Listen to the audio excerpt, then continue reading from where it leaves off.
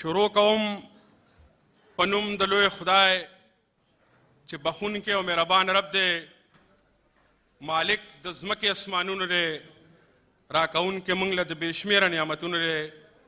ډېرو عزتمندو، قدرمندو مشرانو، همزو لرونو، د لر او بر ډېرو نرانو پښتنو، ستړي مه شئ، په خیر رالی، هر کله راشئ. اوس یو څلور پنځه شاعران راغواړو، یو وړ غوندې مشاعره تاسو ته کوو، بیا به جهاني صاحب راغواړو.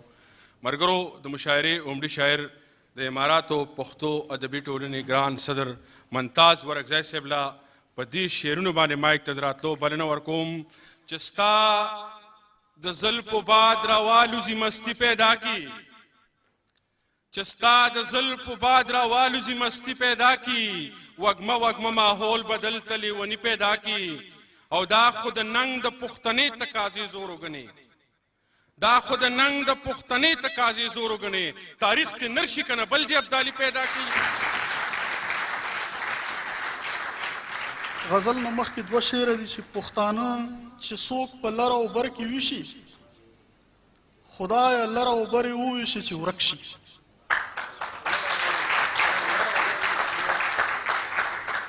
پښتانه چې څوک په لر او بر کې ویشي، خدایه لر او بر یې وویشي چې ورک شي.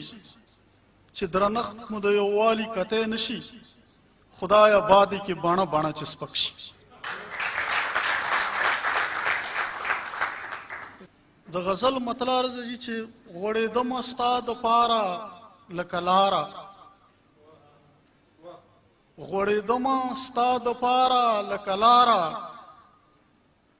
تا په شا پرېښومه یاره لکه لاره. غوړېدمه ستا دپاره لکه لاره، تا په شا پرېښومه یاره لکه لاره. په یو زړه کې د بل زړه دپاره مینه، په یو زړه کې د بل زړه دپاره مینه، له یو ښاره تر بل ښاره لکه لاره. غږ به نه کړم که مې څوک په ټټر پښې ږدي، غږ به نه کړم که مې څوک په ټټر پښې ږدي، خو راځم به تر ګلزاره لکه لاره. او چې په کومه لار راغلی پرې ستون شه، چې په کومه لار راغلی پرې ستون شه، نه خرڅېږم خریداره لکه لاره. او هر څوک څه ناڅه ویل غواړي ممتازه، خالي نه وي له غباره لکه لاره. ډېره مینه.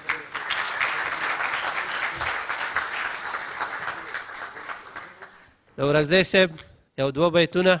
تر ملاکنډ وزیرستانه ګرځېدلی یمه، په خپل وطن کې ډېر په ګرانه ګرځېدلی یمه. ته مسیحا وې خو زه هم په درد مین وم اشنا، ډېر دې په خوا کې بې درمانه ګرځېدلی یمه. اوس زه بلنه ورکوم محترم قاري صاحب احمدشاه حقوقي ته چې راشي او خپل صوفیانه کلام موږ ته وړاندې کړي. احمدشاه حقوقي صاحب.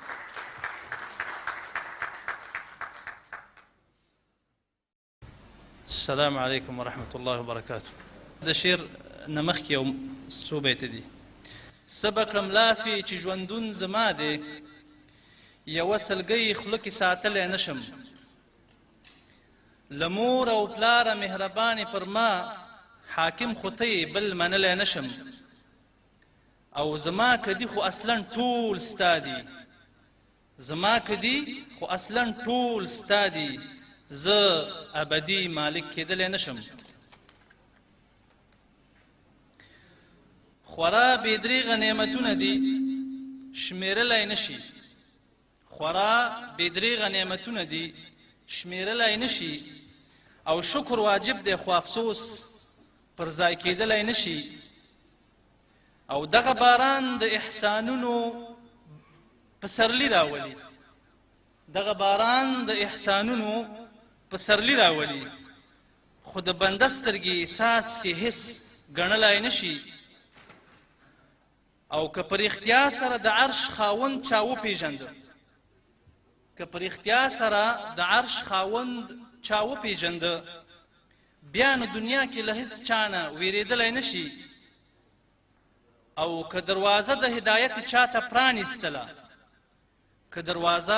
د هدایت چاته پرانیستله د یقین لاره به پخوي غورځېدلی نشي او د غورځېدلو اراده که چاته وشوه یو ځل په روغو پښو به هم په سمه ودرېدلی نشي. او لقد کان فی قصصهم دویم باندې فرعون سره د خپل لښکره سمندر کې ډوب شو یونس په ګېډه د ماهي کې مړ کېدلی نشي علیه السلام. او د شمع اور ته به یوه ګوته څوک ټینګه نه کي خو ابراهیم په سرو لمبو کې سوځېدلی نشي. او د تاریخ پیښې له عبرت او حقیقت نه ډکې اشنا نه پرته اسمانو ته څوک ختلی نشي. او د سلیمان او ذوالقرنین غوندې شاهان د دنیا له کفن پرته نور سامان ځان سره وړلی نشي. او خالق د ټولو کائناتو د دنیا کوربه دی. انسان ملمه پکې تلپایه اوسېدلی نشي. او په زړه او ژبه حقوقي رب ته تسلیم دی هر وخت